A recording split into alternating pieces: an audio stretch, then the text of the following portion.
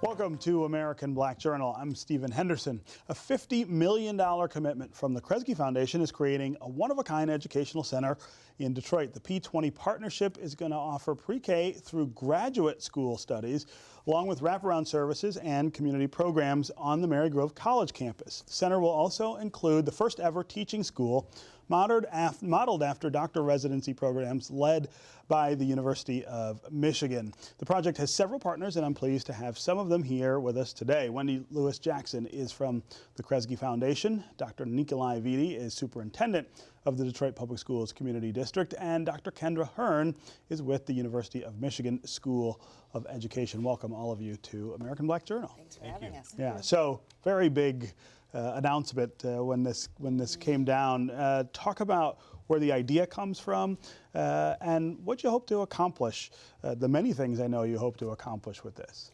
Well, as you know, the Kresge Foundation has a long history in the city of Detroit, and through our Detroit program, in 2016, we made a little bit of a pivot with the help of our leadership and trustees to begin to focus more on neighborhoods.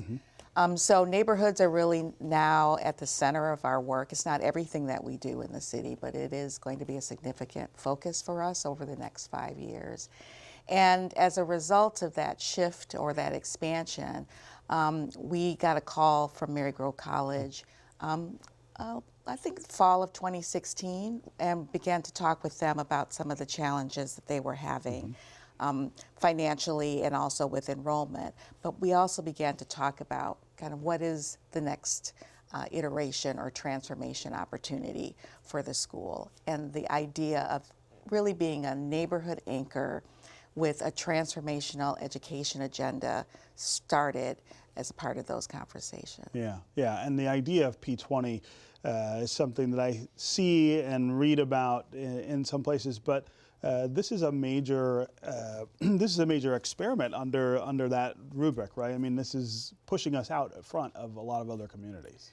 Well, as part of our focus on neighborhoods at the Kresge Foundation, we're not looking at it as an experiment, but more around how do you position education as an anchor in the city's recovery and ongoing transformation.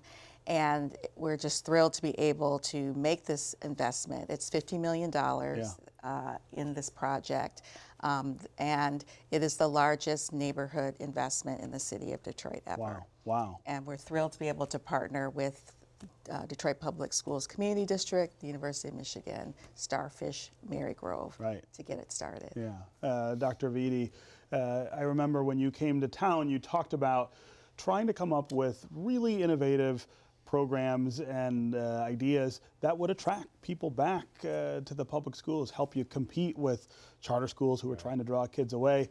Is this the kind of thing you had in mind? Not precisely, but something like it.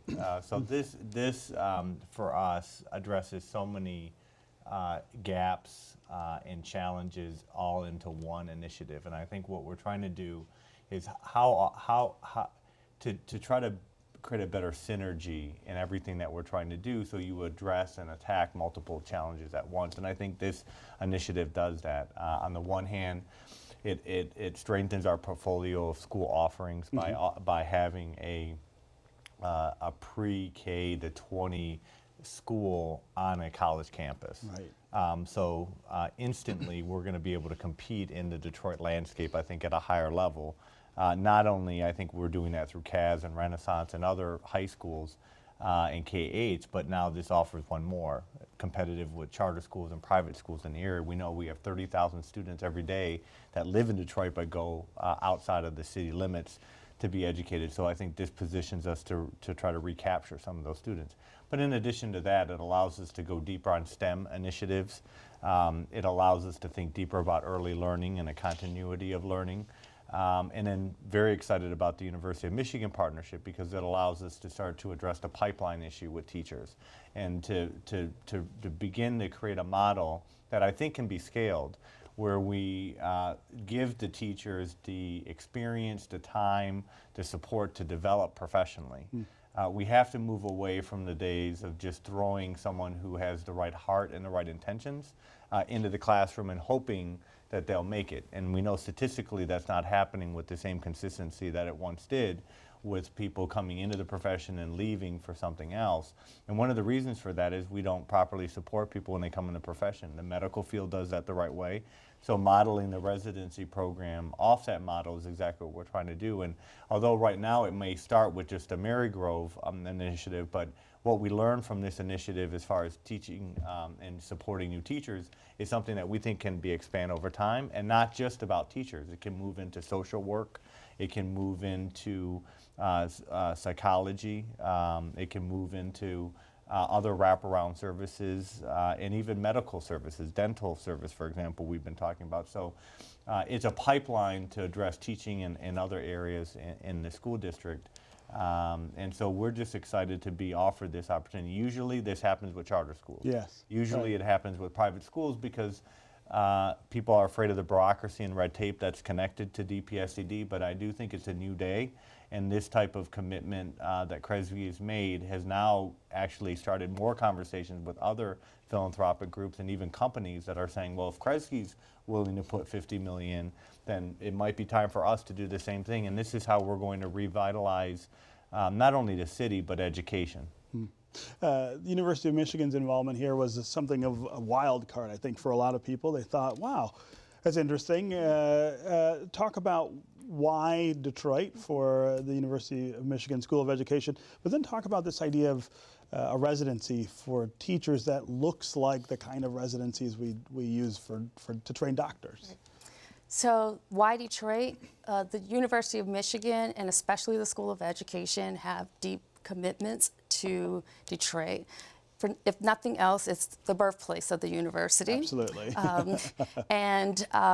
We view our work as being community-oriented and holistic, right? So we wanted to make an impact, put our scholarship to practice in a place where it would really matter. So that's why Detroit, in a nutshell. In terms of the residency, our teacher education program has used a bit of the medical training model in how we prepare interns over the course of about 5 years, where they do clinical rounds and have the opportunity to be an intern, which is pre-student teaching, in a variety of settings, with the idea that we're preparing them to work with diverse populations, well-resourced, lower resource schools, and so forth. This will extend the residency or the clinical rounds model to include a residency. So they will go through the first program or first year of the program as interns, as they otherwise would. But then, as Dr. Vitti mentioned, we'll continue to support them for 3 additional years as residents. So they'll be fully employed teachers that have the advantage of still receiving professional development and support from our school. Yeah. Talk some about Marygrove. That's in a neighborhood that Kresge has a significant interest and investment in already. Talk about how this fits in with the other things that you're already doing. To me, it kind of calls on the Harlem Children's Village model, and I don't know if that's my idea. I don't know if it's yours, but talk about this sort of big footprint over there. Well, with our expanded focus on neighborhood revitalization in the city, we're focusing on 3 areas, with the neighborhood as the unit of change and the unit of opportunity, quite candidly. And so we're investing quite a bit, and this is citywide, we're investing quite a bit in capacity building, investing in the organizations that are actually on the ground in neighborhoods doing the work. So community development organizations, block clubs, and intermediaries that are focused on neighborhood change and revitalization. We're also supporting kind of what we call systems building, and early childhood development is one of the systems that we, in partnership with a number of other philanthropies in Detroit, have identified opportunities to strengthen and support. And I think the last time I was here, I talked with you about our early childhood partnership with the Kellogg Foundation. Right. And then that third pillar focuses on particular areas of the city. And the Livernois 6 Mile community, set of communities, is an area where we're going to be and have started to invest pretty significantly. Before the Marygrove announcement, there was an investment in a new park, the Fitzgerald Park. Yeah. I see people there in the middle of the day, Yeah, hanging out, yeah, playing basketball. It's like been completely changed phenomenal. life over there. And that's been in partnership with the city of Detroit. But there are other small business development opportunities that we're looking at to start to strengthen and revitalize the commercial corridors along 6 Mile in Livernois. But Marygrove, and this project in particular, is really the centerpiece of how a neighborhood can begin to reposition itself, and with education as the anchor for neighborhood change. Yeah. They had a community meeting to let parents come and express their interest in the school. I heard there was 200 families there. Yes. I think that really shows how hungry families in the city are for better opportunities, That's right. alternatives. Well, people often ask me, what does the vision look like 5, really 10 years from now when you've reached a point of full rebuilding? And one thing that I say is, for me, what that looks like is that parents with school-age children put their child in the neighborhood school.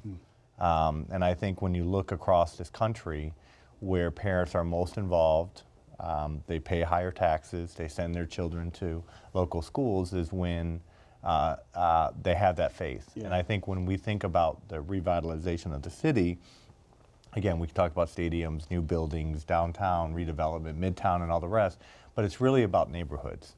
And that's obviously been the pushback of where we are right now and where we need to go. But I think this initiative is about taking one neighborhood in the Marygrove area, focus that reform on a school. And I think over time what we're going to see is that neighborhoods, that neighborhood will start to redevelop, and parents will say, I want my child to go to that school.